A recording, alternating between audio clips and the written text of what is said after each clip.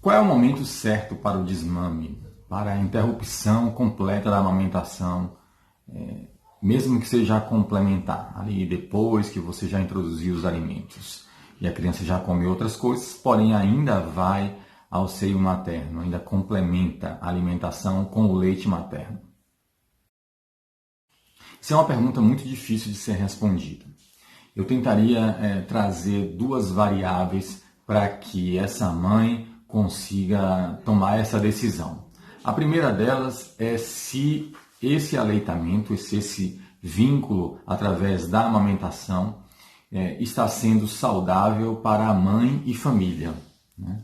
Dê um exemplo disso. Bem, tem mães que se queixam do excesso de dependência, de ligação física com a criança, porque já desejam, já começam a trabalhar, já começam a assumir outras funções da vida da mulher, e então é a hora dessa mulher pensar, essa ligação excessiva da criança que o tempo todo vai no colo, ou então ela é uma trabalhadora autônoma e essa criança fica ali ligado ao peito, né, muito frequentemente, e ela já começa a sentir essa necessidade de se desligar, de ficar ausente alguns períodos, e percebe que esse impacto começa a afetar a sua qualidade de vida, né? Então, isso é um exemplo, quando a amamentação começa a afetar a vida da mãe ou da família, né?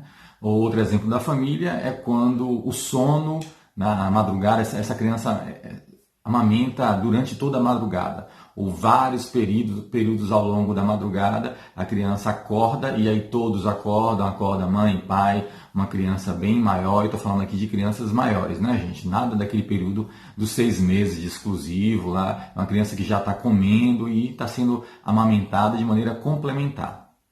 Então, esse exemplo da família que acorda muitas vezes, que ninguém dorme mais em casa, porque a criança está muito ligada ao ato de amamentar, principalmente durante a madrugada. Bem, isso são exemplos de como a família ou a mãe pode ser afetada.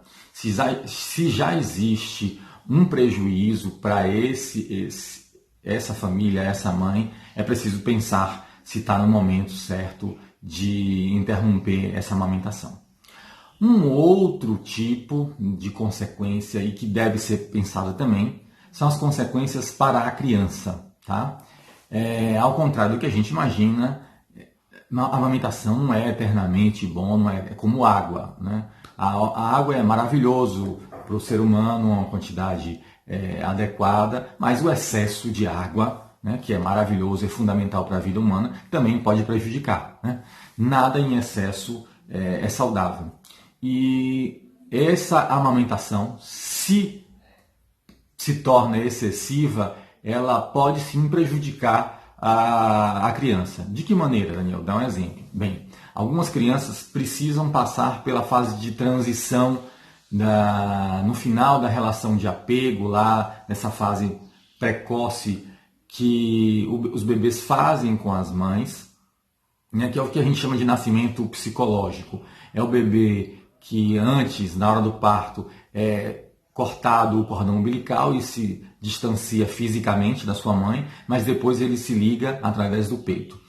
E essa amamentação representa então uma maneira de ligação física agora, e ao final dessa amamentação, desse distanciamento, nas mães que não amamentam, isso também vai acontecer, mas isso lá na frente, quando essa criança começa a se distanciar da mãe,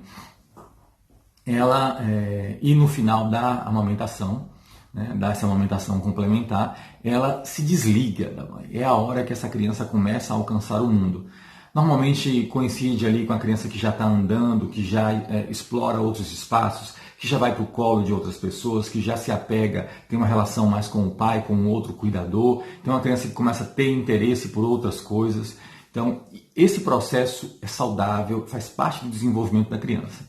A amamentação, em alguns casos, pode afetar essa independência. Então a gente vai ver aí crianças que têm uma tendência de ser muito mais apegadas às mães, que não vai no colo de nenhuma pessoa. É uma criança